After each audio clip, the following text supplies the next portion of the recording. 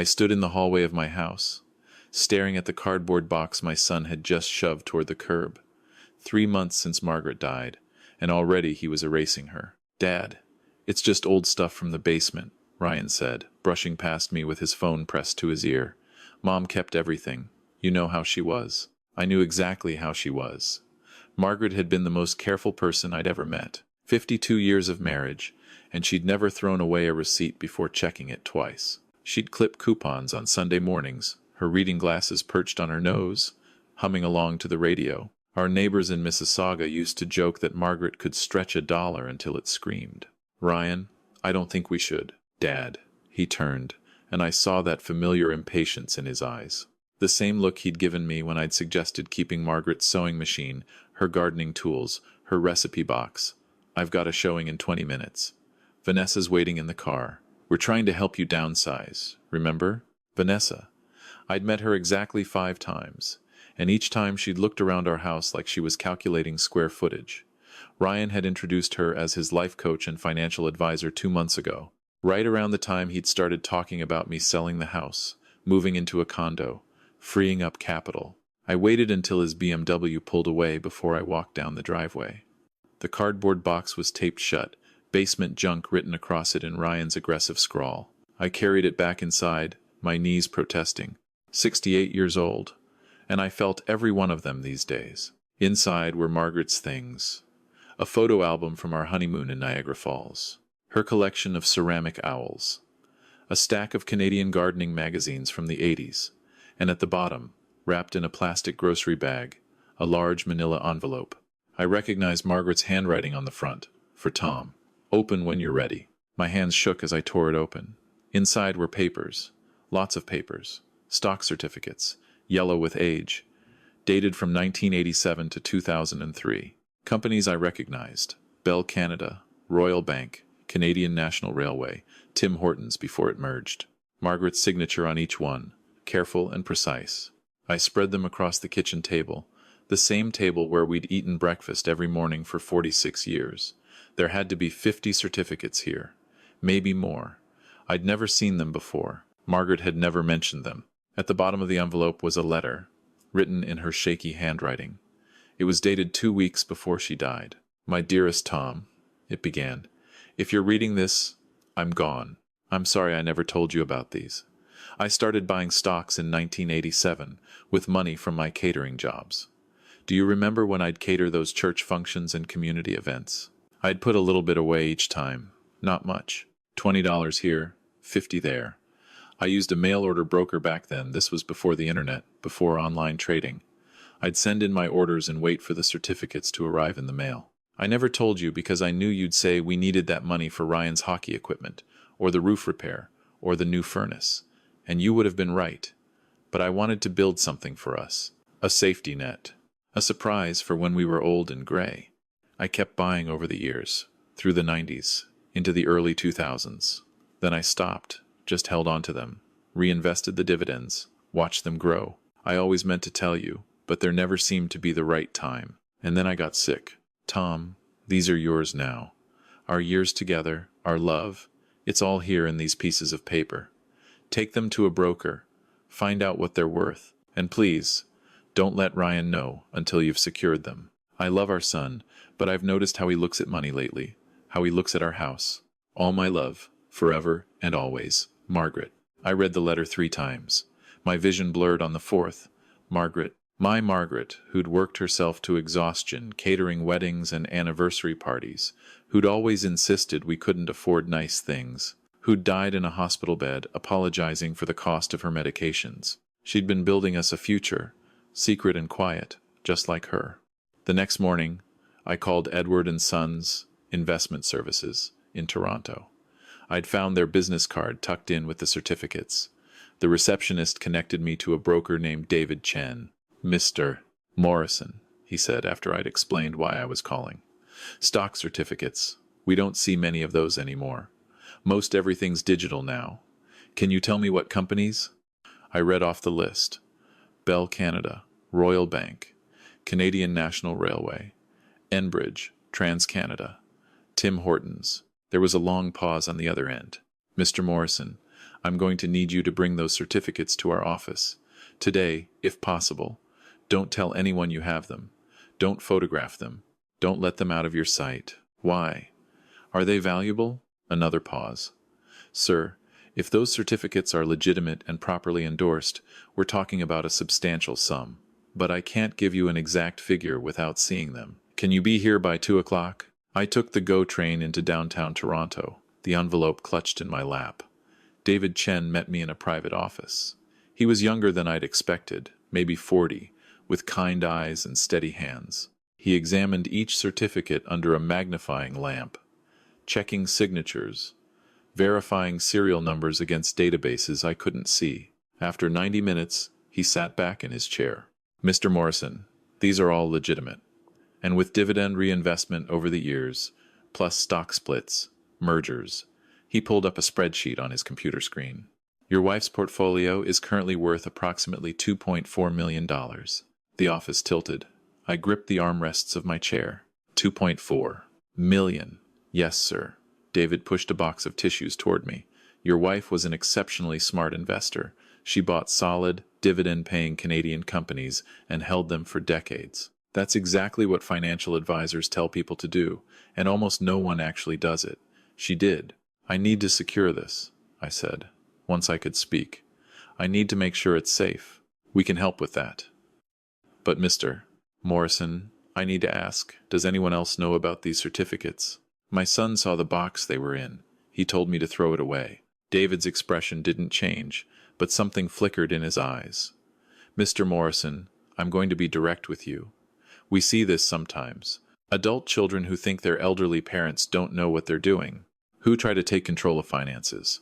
I'm not saying your son would do that, but as a precaution, I'd suggest we take steps to protect these assets. What kind of steps? First, we convert these certificates into a registered account in your name only. Then we set up proper beneficiary designations. And I'd recommend consulting with an estate planning attorney, just to make sure everything's ironclad. I spent 3 hours in that office. By the time I left, the certificates were secured, the account was established, and I had a thick folder of documents. I also had David's card, with his personal cell number written on the back. Call me, he said as I left. Day or night. If anything feels wrong, if anyone pressures you about money, you call me immediately. I took the train home in a daze. $2.4 million. Margaret had done this. My quiet, coupon-clipping Margaret, who'd worked herself to exhaustion so we could pay off the mortgage early. Ryan called that evening. Dad, I need to talk to you about something. His voice had that careful tone he used when he wanted something. Vanessa and I have been looking at your finances, and we think it's time to make some smart decisions. You're living on your pension, the house is too big, and frankly, you're not getting any younger. Ryan, I'm managing fine. Dad, you're 68 years old and living alone in a 4-bedroom house. What if you fall? What if something happens? Vanessa thinks you should sell, take the equity, and we can invest it properly. She has connections with some really solid funds. I'm not selling the house. Dad, that impatient tone again. I know change is hard, but you have to be realistic. Mom's gone. You don't need all this space. And honestly, you're not great with money. You never have been. Mom handled all that, remember? She did. And she was better at it than any of us knew. I'll think about it, I said, just to end the conversation. Great. Actually, Vanessa wants to meet with you tomorrow. She's prepared some paperwork, just basic stuff. Power of attorney documents, so I can help you manage things if you need it. It's really standard for someone your age. Every instinct I had screamed wrong. Ryan, I don't think... Dad, don't be stubborn. This is for your own good. We'll come by at 11. He hung up before I could argue. I called David Chen. It was 8 o'clock at night, but he answered on the second ring. Mr. Morrison, is everything all right? I explained about Ryan's call, about the power of attorney, about Vanessa. Don't sign anything, David said immediately. Mr. Morrison, I need you to listen to me very carefully. What your son is describing, that's a classic setup for financial elder abuse. The girlfriend who's a financial advisor wanting to help, the power of attorney being pushed on you suddenly, the pressure to sell assets. I've seen this pattern before. Ryan wouldn't. He's my son. I'm sure he loves you. But people do strange things when money is involved. And if this Vanessa woman has criminal intentions, she might be manipulating your son too. Do not sign anything tomorrow. Tell them you want your own lawyer to review any documents first. And I'm going to make some calls. I didn't sleep that night. I sat at the kitchen table, reading Margaret's letter over and over. Don't let Ryan know until you've secured them. She'd known. Somehow, she'd known. Ryan and Vanessa arrived at 11 sharp. Vanessa was all smiles and efficiency, spreading papers across my dining room table. Tom, can I call you Tom? These are just formalities, she said, flipping through documents. The power of attorney gives Ryan the ability to help you with banking, investments, that sort of thing. And this one here, this allows us to list the house and manage the sale. It's really for your protection. I want my lawyer to look at these first. Vanessa's smile tightened. Tom, there's really no need for that expense. These are standard forms. I help elderly clients with this sort of thing all the time. I said no. Ryan leaned forward. Dad, you're being difficult. We're trying to help you. I don't need this kind of help. Dad. Ryan's face reddened. You're living alone in a house that's falling apart, on a fixed income, with no idea how to manage your finances. Mom did everything. What are you going to do now that she's gone? You can barely work the remote control. I'm managing just fine. Vanessa touched Ryan's arm. Maybe we should give your dad some time to think about this. Tom, I understand this is overwhelming, but I want you to know Ryan and I only want what's best for you. You deserve to enjoy your golden years without worrying about money. We can make that happen. They left. But Vanessa's smile, as she walked out the door, made my skin crawl. That afternoon, my daughter Sophie called from Calgary. She's a nurse, works long shifts, raising 2 kids on her own after her divorce. She calls every Sunday, but this wasn't Sunday. Dad, Ryan just called me. He said you're being stubborn about selling the house, and that you need someone to talk sense into you. She paused. What's really going on? Sophie, my steady, sensible Sophie, who'd never asked me for money, who'd worked her way through nursing school, who visited Margaret every single day in the hospital, even though it meant taking unpaid leave. Sophie, I need to tell you something, but you can't tell your brother. I told her everything. The certificates, Margaret's letter, the broker, the value of the portfolio, the phone call with Ryan, the power of attorney documents, Vanessa. Sophie was quiet for a long moment. Dad, Ryan's been weird about money lately. He called me 6 months ago asking if Mom and you had any life insurance. I thought it was strange, but I figured he was just being practical. And this Vanessa woman, Dad, I don't like this. Your mother didn't trust her. Mom met her? No. But she knew. In the letter, she warned me. Dad, you need to protect yourself. And you need to protect Mom's legacy. She worked so hard for this. The next morning, I went to see a lawyer David had recommended. Patricia Walsh, a specialist in estate planning and elder law. She was sharp and no nonsense, probably in her mid-50s. With gray hair, she didn't bother to dye. She read Margaret's letter, reviewed the power of attorney documents Vanessa had left, and examined my account statements. Mr. Morrison, these power of attorney forms would have given your son complete control over every asset you own, your house, your accounts, everything. And there are no safeguards built in. If you'd signed these, you could have been wiped out within days. But it's Ryan. He wouldn't. Maybe not. But this Vanessa certainly would. Mr. Morrison, I'm going to do some research on her. In the meantime, I'm drawing up documents that will protect your assets. A proper power of attorney with checks and balances. A will that reflects your actual wishes. And we're going to register something called a caution against your house title. That will prevent anyone from trying to sell it without your explicit consent in front of a lawyer. How much will this cost? For you, consider it pro bono. Your wife's story touched me. Any woman who works that hard, who's that smart with money, who protects her family that way. I'm honored to help protect what she built. 2 days later, Patricia called me. Mr. Morrison, I found something. Vanessa Chen isn't a licensed financial advisor. She has no credentials at all. But she does have a criminal record. Fraud charges in British Columbia in 2019. She was convicted of defrauding 2 elderly men out of their savings. She served 18 months and was released 2 years ago. My stomach dropped. Ryan's with this woman. Your son may not know about her past, or he may be willfully blind because she's told him a good story. Either way, we need to take action. Patricia contacted the police. A detective named Sarah Mackenzie came to my house that evening. She was young, maybe 35, with kind eyes and a recorder she set on the table. Mr. Morrison, I need you to tell me everything from the beginning. I did. Margaret's death, the certificates, Ryan's sudden interest in my finances, Vanessa, the power of attorney documents. Detective Mackenzie made notes. Mr. Morrison, I'm going to be honest with you.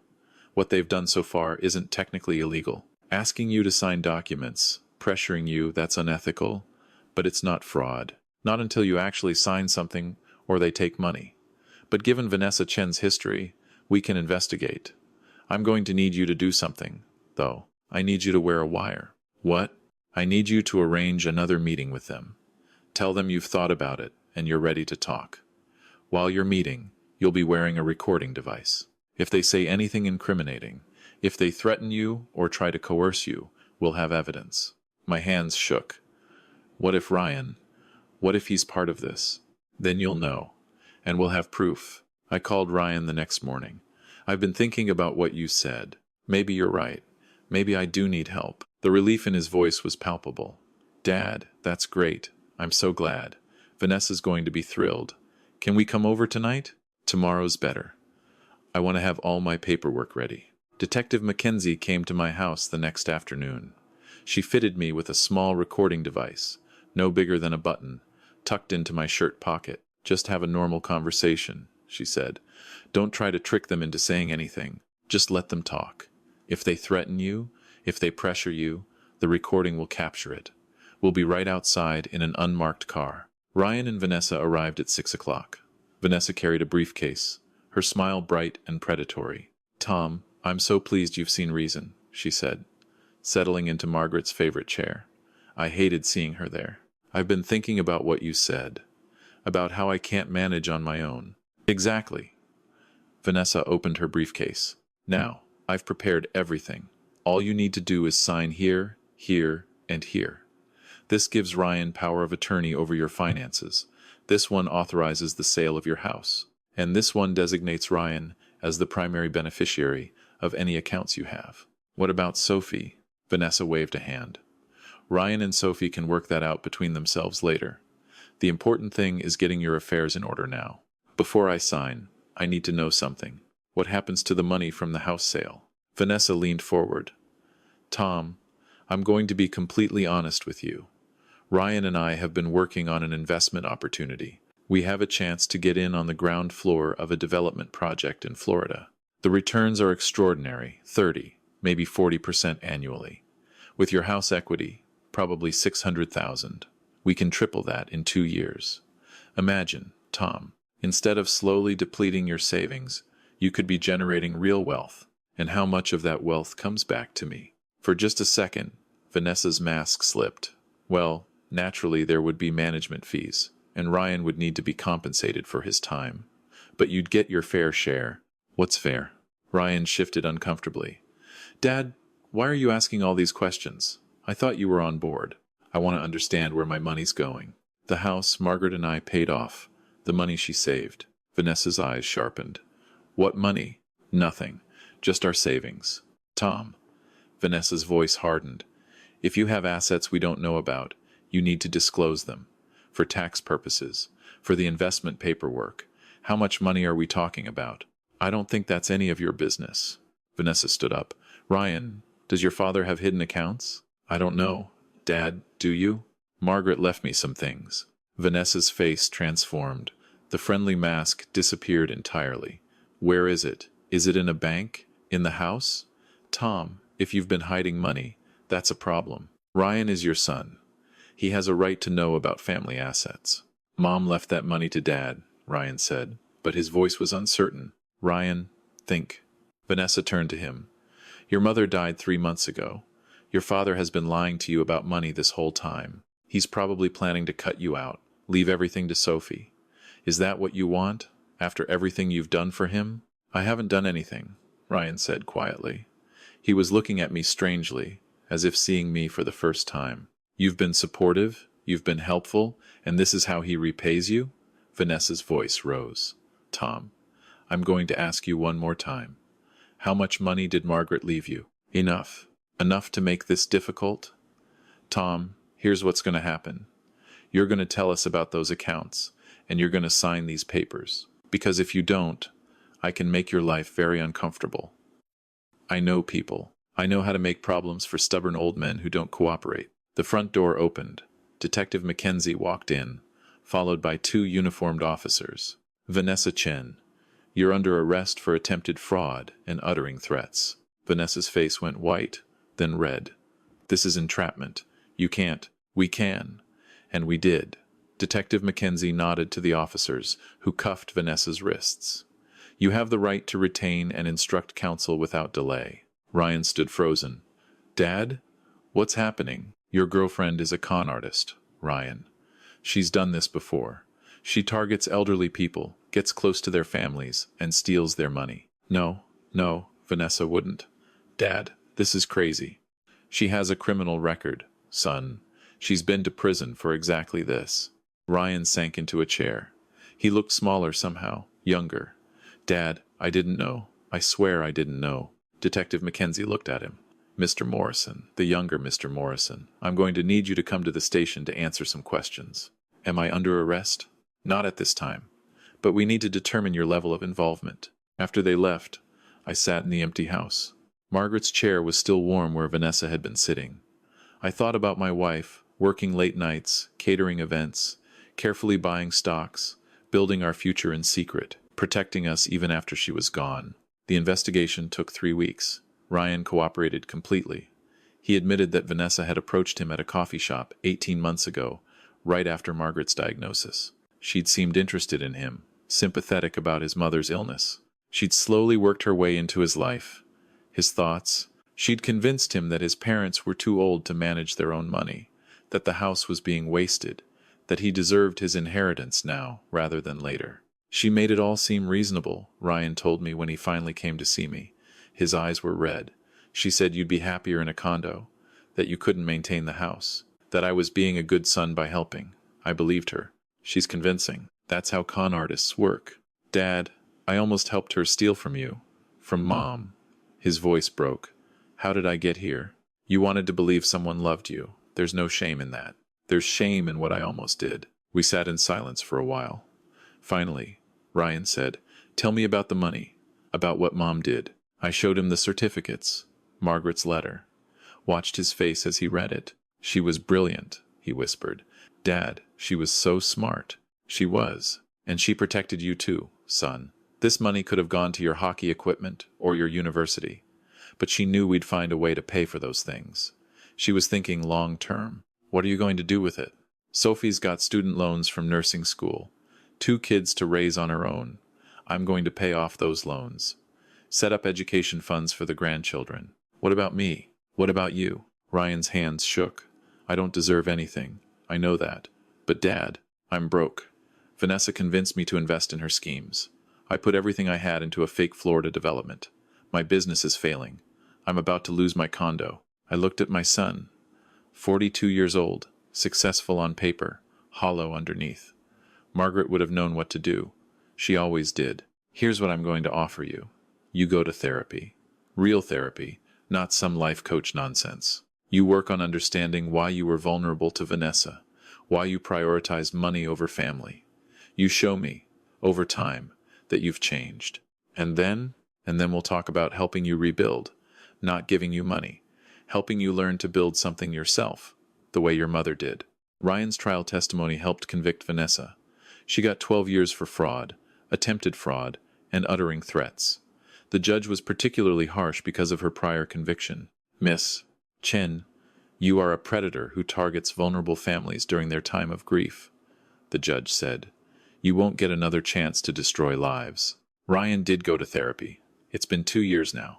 He sold his condo, moved into a modest apartment, and started rebuilding his real estate business from the ground up. We have dinner every Sunday. Sometimes he talks about Vanessa, about how she manipulated him. Sometimes we just talk about hockey. Sophie came home last Christmas. I'd paid off her student loans, set up RESPs for both kids. She cried when I told her. Dad, This is too much. It's not from me. It's from your mother. She wanted you to have security. She wanted the grandchildren to have opportunities. I wish I could thank her. You can. Live well. Raise those kids to be good people. That's what she wanted. I still live in the house. I'm not selling it. Margaret's ceramic owls sit on the mantel. Her garden blooms every summer. I tend it the way she taught me, carefully and with patience. David Chen calls me once a month to review the portfolio. It's grown to 2.7 million now. I don't need most of it. My pension and CPP cover my expenses. This money is for the grandchildren, for emergencies, for the future Margaret fought so hard to secure. I learned something through all of this. There are 3 types of wealth in this world.